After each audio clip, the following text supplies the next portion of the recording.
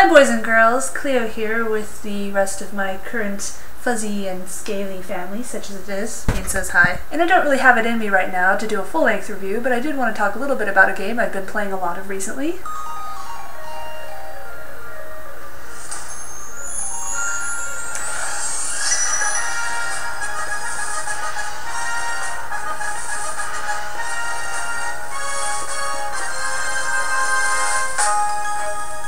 So first impressions, a lot of people are saying right away that Link Between Worlds is just an HD remake of Link to the Past, the Super Nintendo classic that got a lot of people, me included, into the Legend of Zelda series. However, I would like to disprove these claims. First of all, it's not a copy. It's a sequel. Second of all, Link to the Past requires a lot of arduous questing to get each item.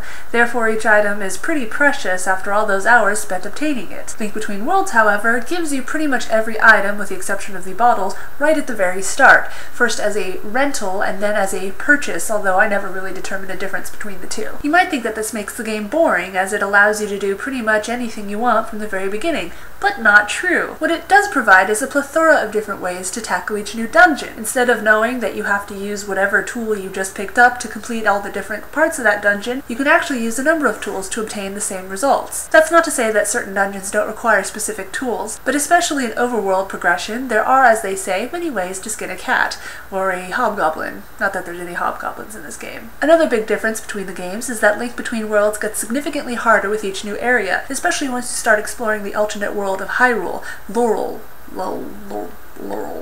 however you say it.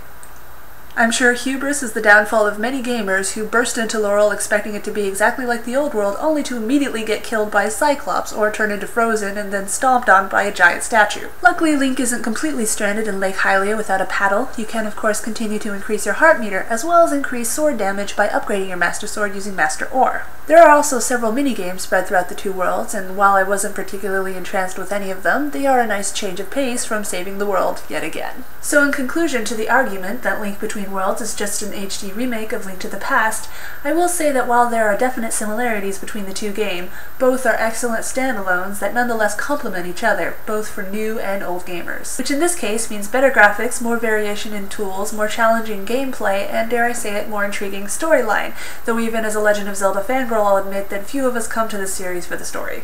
So that's pretty much it. I'm really enjoying the game. I'm kind of sad that I'm almost done with it, but on the other hand, I'm eager to start on Pokemon X. If you have a Nintendo 3DS and would like to exchange friend codes, go ahead and leave yours in the comments. I haven't quite figured out how to do anything with that yet, but I'll look into it. Maybe. Someday. Bye-bye for now.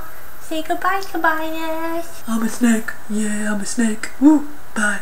Peace out. Woo. Why do you talk like a man?